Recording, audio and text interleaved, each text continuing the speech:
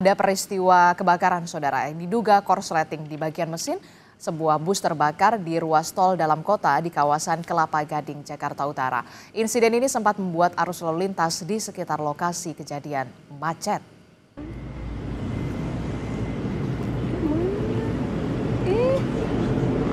Melaporkan ada kebakaran. Insiden di kilometer 11 ruas tol dalam kota ini terjadi pada Rabu dini hari. Api dengan cepat membakar seluruh bus. Tidak ada korban jiwa dalam insiden ini karena bus tidak membawa penumpang saudara. Api bisa dipadamkan setelah 3 unit mobil dan belasan petugas pemadam kebakaran tiba di lokasi.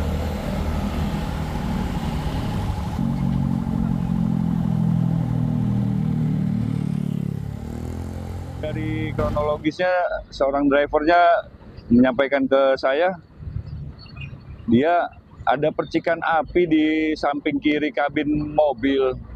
Terus dia coba untuk mematikan pakai air, tidak berhasil karena di mobil itu ada apar. Dia coba menggunakan apar, lari ke depan lagi, dia ambil aparnya, dia tembak, tidak berhasil juga. Ya udah, akhirnya dia api makin besar, dia coba keluar dari unit.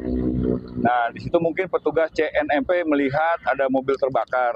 Setelah melihat mobil terbakar, mungkin menghubungi pihak Damkar Jakarta Utara ya untuk memadamkan kebakaran tersebut.